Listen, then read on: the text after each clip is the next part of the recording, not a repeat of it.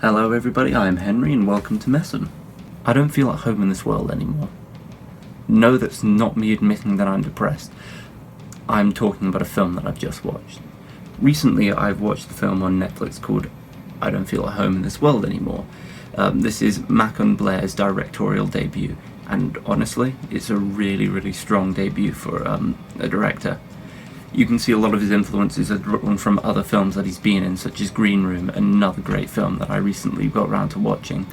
Macon's only an actor in Green Room, but you can see that he's clearly taken influence from it in the gore and some of the shots that he's used in this film. I've actually looked around quite a bit now for reviews on the film, and I've not seen anything, which is the main reason I've decided to do one for myself. In fact, actually, I enjoyed the film so much that I've been on Omegle recently trying to promote it a bit. Didn't really work out great. Most of the people on there seem to be bots. I'll show you.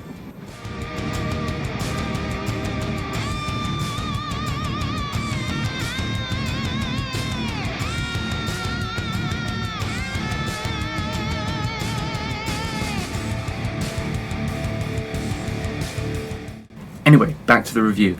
The film is a comedy thriller, but also almost a subtle romance film. Before I'm going to go into it any further, I am going to talk about a few spoilers in the film. So if you're going to watch it, I recommend that you stop now. But make sure that you like the video and subscribe to the channel first. It's all on Netflix. Feel free to go watch it whenever you want. It's a great film and I highly recommend that you do so at some point. We follow Ruth, a woman who's pushed around a lot in her actual life and never feels like she quite belongs there. It's implied through the medication that she's either depressed or possibly on antipsychotics based on some of the actions she does later on in the film. Anyway, talking properly. She comes home one day from work and finds that her house has been burgled. She's missing her laptop, her silverware, and her medication. The police come over and they're pretty much no help whatsoever, leading to her just feeling completely demoralized about everything and on the edge of a nervous breakdown, which is shown when she spends some time at one of her friends' houses. You can now see her actually starting to push back against the system that she's been stuck in for so long when she confronts someone who's been allowing their dog to crap on her front garden repeatedly. This is her first encounter with Tony, who we'll talk about more. He's my favourite character in the film, actually. After cleaning up a bit, she finds a footprint in her back garden in the mud, and figuring out that it's probably from the thief since nobody else has been climbing over her fence, she takes a plaster of Paris mould of it and starts going around the neighbourhood looking for people to help her. She asks people if they've seen anybody suspicious, and the people are generally just unhelpful, until she gets to Tony. I'm going to talk a little bit about Tony now. Tony is a lunatic. That's all you can really say about him. He is easily my favourite character in the film. He's played by Elijah Wood, and Elijah Wood is fantastic in this. There's honestly nothing that I don't like about the character. At this point, he gets angry over just hearing that someone stole from her, and he smashes these nunchucks down on a table, and it's just... He's just such a strange character. It's fantastic to see, especially with Elijah Wood portraying him. Elijah Wood really is a great actor, and I'd love to see him in more stuff. Anyway, I digress. Next big plot point to happen is Ruth getting an alert on her phone telling her that her laptop's come back on. She goes to the place where the laptop is and sees the people there. She then tries to call the police. They don't do anything. She tries to call her friend's husband next, and he can't help her because he's looking after his daughter. So she goes to Tony.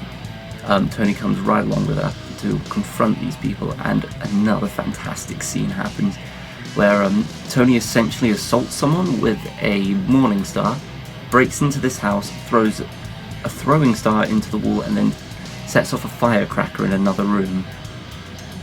And just standing there looking at each other awkwardly, and these people start yelling. Ruth pulls out her phone and sets off her laptop, and everyone just goes quiet. And she starts like trying to give this moral speech and like, I bought that. Oh, Who did you buy it from? Goes to the person that the guy bought it from, finds her silverware, and actually sees the person who stole all of her things in the first place. She starts trying to follow him with her silverware. Without talking to the old man behind the counter, the old man follows her, grabs her arm, she spins around at one point and hits him in the face with it. In retaliation, he breaks her finger, then Tony knocks him out. Love Tony, such a weird character. Tony had memorized the license plate of the van that the thief was in, with 2 accomplices. Ruth is then patched up at the hospital, and Tony takes her to a church sermon where they sit together, and you can see them growing closer. He then reveals that he memorized the license plate, and they look at the van, finding out who it belongs to and where it's registered to. She tries going to the police with this information. Again, the police are completely useless and ignore her completely. After this, they go to the house that the van is registered to and pretend to be police officers to get in and find out information. They find out that the thief's name is Chris and he's the son of an important lawyer. They then get kicked out of the house, and Ruth, in what I would describe as a psychotic rage, which is why I believe that she might have been on antipsychotics, starts smashing up their lawn ornaments and steals a lawn tiger. Tony doesn't like where the mission seems to be going now and leaves her. She then returns home and finds that Chris, the thief, had followed her. When startled by him, she hits him in the throat with the plaster of Paris mould of his own shoe, knocking it. Chris then stumbles out of the house and in front of a bus. His 2 accomplices then kidnap Ruth and take her along to be the third part of a heist that they're planning on Chris's parents. They get into the house and everything gets messy. Long story short, I'm going to go through this kind of step by step, but I'm going to try to be short about it. Ruth's given a gun without any ammo in it. They blow off adult Chris, the lawyer's hand. They kill the bodyguard. Tony comes in at one point with a throwing star and hits the female robber in the cheek with it.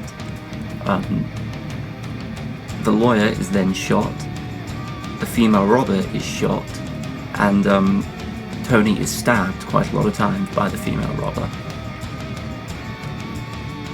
Basic setup from the last little bit, where Ruth carries Tony off into the woods. They're pursued by the last robber. She eventually overcomes him and knocks him into a pond where he's then attacked by a snake. The film after that has a short montage revealing that the wife of the lawyer went to the police and reported all of the criminals but did not report Ruth. The montage then carries on and mimics the beginning of the film, showing her now back in her ordinary life. It ends with her in the back garden of her friend's house, where it seems like Tony is dead from one of the shots, but then it's revealed that he's just standing by the barbecue and they seem to be in a happy relationship. All of the cast did a fantastic job in this. There's literally no one who I would call a weak link in the film. Personally, I think the best actor in it was Elijah Wood with Tony. That's more due to the fact that I love the character of Tony and I find him to be the most interesting and engaging character in the film. Melina Lansky played Ruth, and she was fantastic in it. There's nothing I can really say that was bad about Ruth. She was quite a good character to emote with, and you could clearly understand where she was coming from, and you could actually feel what she was feeling a lot of the time. Even our 3 villains, while being honestly scumbags and degenerates, and generally being utterly repulsive, they were all really sympathetic, and you could actually understand, you could kind of understand where they were coming from. You could find a way to emote with every character in this. Even the police, which you didn't like for a lot of the film, you could enjoy and understand their points of view and what they were trying to do. Now, according to the template that I have, I need to give the film a rating. Well, good? I don't know what to say. I love the film. I thought it was genuinely really funny and often quite heartwarming to watch, while being incredibly tense at scenes. One small review that I read did well though at describing it. It's like a comedy. It's like a comedy neo-noir, and that's really the best way to describe it. It's gruesome at times, it's dark at times, it's really funny and light-hearted at times, and a lot of times it does actually portray genuine emotion, and I thoroughly enjoyed it. Anyway, thanks for watching the video. If you've seen the film, tell me what you think of it down below in the comments.